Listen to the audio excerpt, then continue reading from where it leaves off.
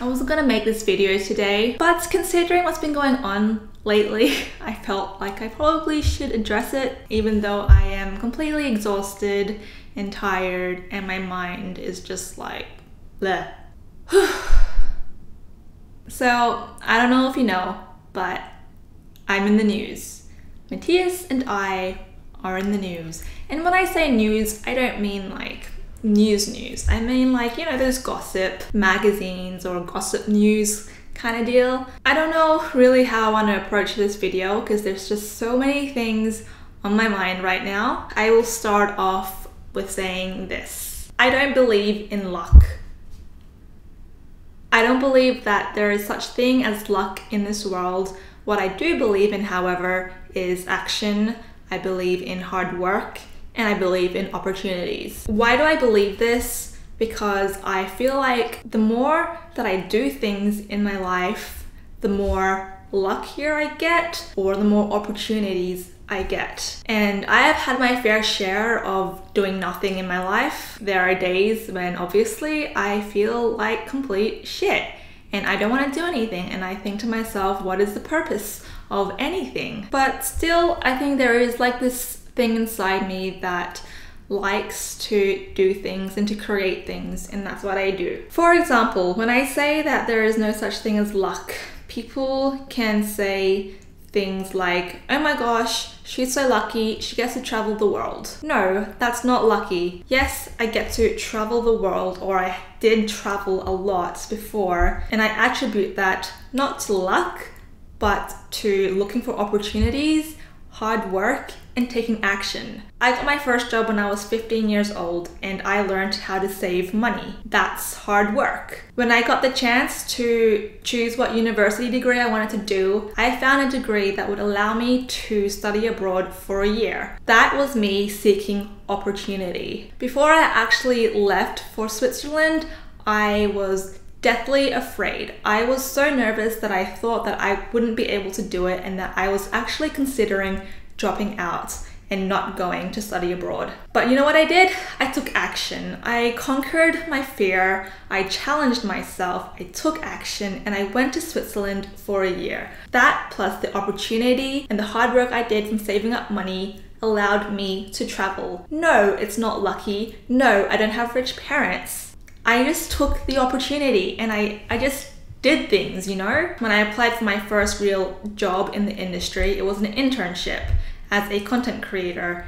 and I would not have gotten that job if I, first of all, didn't seek for the opportunity, second of all, if I had never written anything in my entire life, and third of all, if I wasn't present on social media, on YouTube, and writing blog posts. Am I lucky that I got the job? No, I did the work and I sought the opportunities and I took action even though I felt like vomiting on my first day on the job. So this whole thing with Daily Mail, and now I believe it's on Unilad, of me sharing my story with the media of my long distance relationship with Matthias. It's crazy to think how it led from me documenting my travels, documenting my relationship, and documenting my feelings and emotions leading up to this point in time, because I can clearly see the steps taken to reach this point. It just really affirms my belief that there is no such thing as luck, and that everything you do, there is a consequence, there is a flow-on effect, and it might be the smallest effect, but it's still moving you forward. Now, I am quite an anxious person and I hate social situations and I hate going out of my comfort zone because I get nervous. But there have been so many times when I have gone out of my comfort zone and I've gained something from it. If you're waiting around, sitting back, waiting for things to happen to you, waiting for your life to change, waiting for something amazing to happen, stop waiting.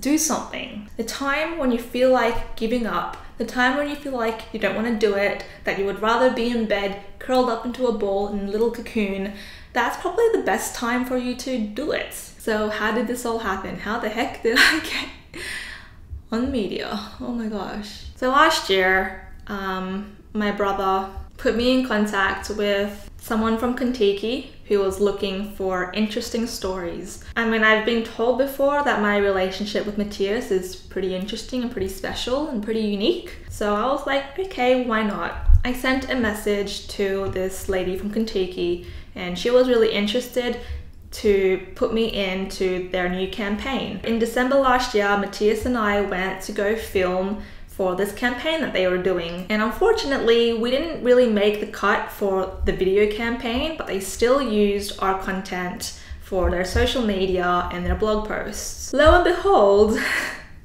Daily Mail came across the Instagram post that Kentucky uploaded of Matthias and I sharing our story, and they were interested in writing a story about us. I was like, sure, why not? It'll be something fun to share with my audience who have been on this journey with Matthias and I for the last 4 to 5 years. I didn't think it would be anything bigger than it is now. I honestly thought it would be like a forgotten article that I would just share with you guys. Nope. Oh. I know how the media works now. People just kind of latch on to stories and just kind of go with the wind with it. Some other media outlets have actually contacted me, which I'm so grateful for. I think that's the one thing that I've learned so far, is that people who actually contact you asking for permission if they can run a story, that's valuable. People who don't ask for permission, I'm just kind of like, seriously, you can get so many facts wrong by not asking for permission first. So there are going to be more articles written about the relationship that I have agreed to. Yesterday at like midnight, a friend texted me and was like, oh my gosh, it's you. And it was from Unilad. I didn't even know that they were going to be doing a story, and I got really anxious and nervous because I'm the kind of person that magnifies negativity. So I got really nervous and anxious because I was seeing people comment saying that, oh, she must have rich parents. Oh, she's just a Southeast Asian girl looking for a rich white guy. And I think the thing that freaked me out the most was all of a sudden I wasn't in control of my own story. And I think for so long, I had made my own content. I have made my own blog posts. I'm able to tell my story through my perspective. That interview with Daily Mail that I did lasted 20 minutes, and then like in the next few hours, the article was up. It was just kind of crazy. And I can see how people can just assume things like that from the title of a headline and not be conscious enough to actually get to know the story. Yeah, I think it's just the fact that I'm no longer in control of my own story, it feels like, and that people will see what they want to see. It may not be true, it may just be a stereotype, and I can't do anything about that. But what it has made me very grateful for is that I'm so grateful for those of you who have been on this journey with me from the very beginning, who have watched my videos from early on, read my blog posts from early on, and are still with me today. That's so valuable to me because you found me when I was just kind of doing my own thing. And I really appreciate your company online and the relationship that I have with you guys, just seeing familiar faces and familiar names pop up on my social media. I really appreciate that. I'm kind of scared now because I am seeing an increase in numbers on my social media that don't know the full story, I guess. Yeah, it's easier to judge someone based on a quick news story. I'm also really grateful for Matthias for being there. I think this has definitely made our relationship stronger. We read a lot of the comments on these news articles together and we laugh because, like, obviously they don't know us. Things like them saying, oh, they must have rich parents, or they're spoiled, or oh, they probably don't even have a job, etc. It's like, okay, like sure, if they're that salty with their own lives, they have to pass judgment on other people's lives. So be it. That's pretty much it. I will keep you guys updated and in the loop on my social media. I guess I'll just roll with it and not think too much about it and stay away from Facebook comments. Thank you guys so much for watching this video and just hearing me ramble on. Hope you guys are having a lovely day, and I'll see you in my next video.